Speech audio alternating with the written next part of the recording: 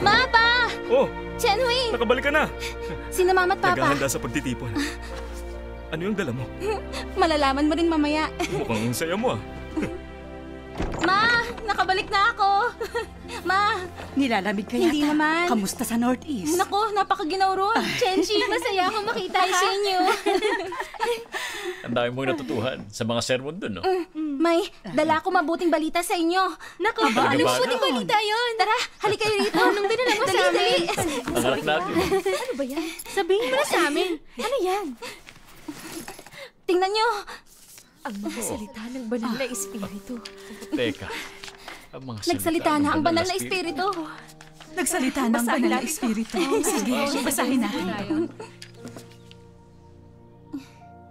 Nakarating na ang papuri sa Sayon at lumitaw na ang tirahan ng Diyos. Ang maluwalhating banal na pangalan na pinupuri ng bayan ay lumalaganap.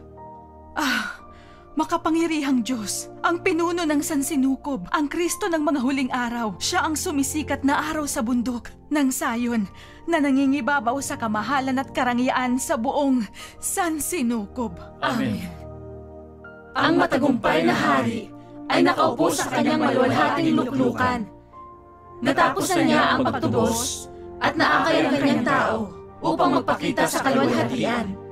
Hawak niya ang sansinukob sa kanyang mga kamay at sa kanyang banal na karunungan at kapangyarihan ay naitayo at napatatag niya ang Sayon.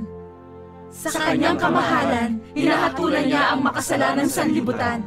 Hinahatulan na niya ang lahat ng bansa at bayan, ang lupa, dagat at lahat ng nabubuhay ron. Gayon din sila na lasing sa alak ng kalaswaan. Tiyak na hahatulan sila ng Diyos at tiyak na magagalit siya sa kanila. Noong 1991, narinig namin ang mga pahayag ng banal na espiritu sa isang bahay iglesia. Labis na natuwa ang lahat at hindi makahintay na ibahagi ang balita.